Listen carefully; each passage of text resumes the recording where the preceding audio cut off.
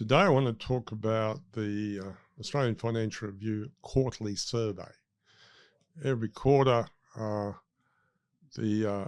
AFR does this survey, and now 39 different economists provide their input on things like GDP, the Australian dollar, cash, and core inflation. And every year, well, for the last 2 years, the AFR has been calculating which are the most statistically accurate of those 39 people. And for the last 2 years, last year and this year, I've been lucky enough, and it is just luck, lucky enough to be in the top 10. So what I thought I would do today is outline my own views as on those things, which appeared in the AFS survey, and also put in two people who were in the top 10 this year, and one of whom actually was the very best in the top, but I will just refer to them. One is a major bank, and the other one is a major financial institution. So in terms of the outlook for GDP, my outlook for GDP is this year is about 1.7%. The major bank is exactly the same, 1.7% growth, and the institution is slightly higher at 1.8% growth. So that's really consistent to where we see growth this year, around about that 1.7, 1.8% area. And that growth picks up next year, by the middle of next year. I'm slightly more pessimistic than the major institution and the major bank. I see growth for the year to June as 1.9%. They both see it as year-on-year growth of 2%, but pretty much the same growth rate. And there's a slightly widening difference for 2026, though. For December 2026, and I see growth at 2%, and they both see growth at 2.2%, or 2.2 for the major bank and 2.3% for the institution. Now, I think that the difference between those views is the outlook on productivity. What we've seen is this year, we've seen a first quarter in which most of the growth was from the public sector. And in that circumstance, productivity growth was extremely low, only about 0.031%. Now, as the proportion of growth yields to growth in the private sector, you'll see that productivity rate go up. But my view of the increase in productivity and the growth coming from the private sector is probably less than the other two people that I'm referring to.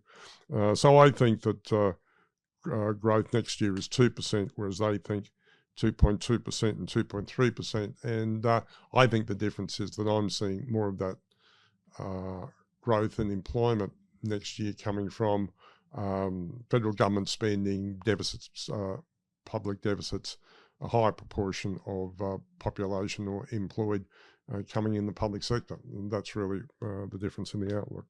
Aussie dollar, I'm more bullish about the Aussie dollar than either the major bank or the major institution.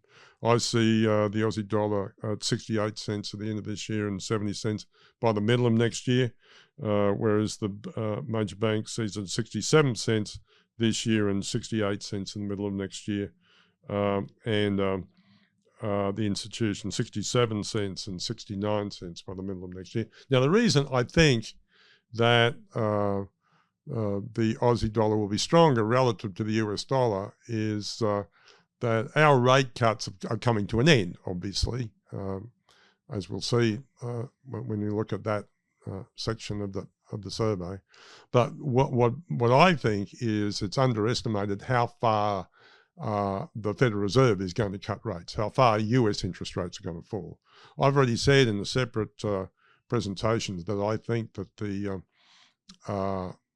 the Fed funds rate is going to fall to 335 basis points, but that's only if I think it's going to stop at neutral. if the US economy is weak next year, as it may well be, going into a midterm election, I think the Federal Reserve could easily cut significantly more. Or inflation.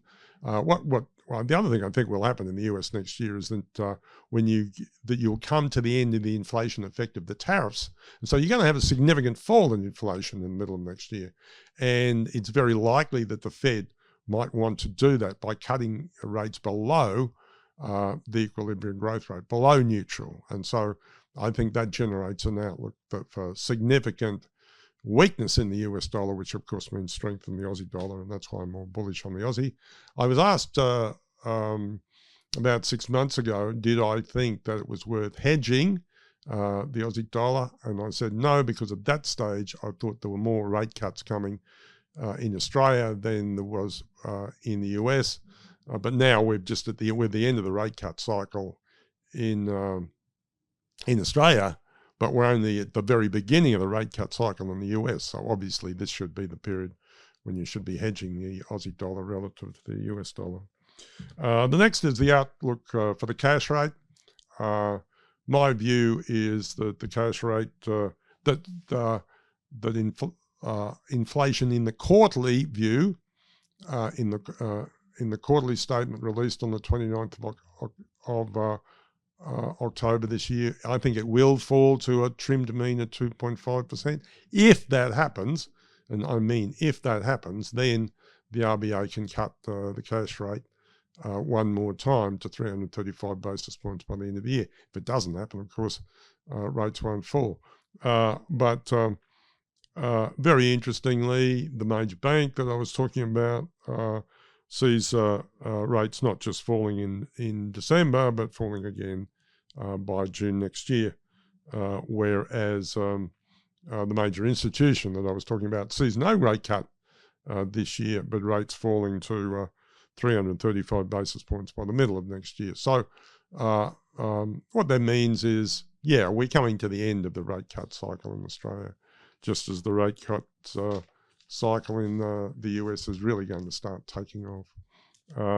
Inflation, very interesting different views in terms of inflation. I think that the only way that the RBA can cut rates is if the quarterly inflation rate falls to 2.5%.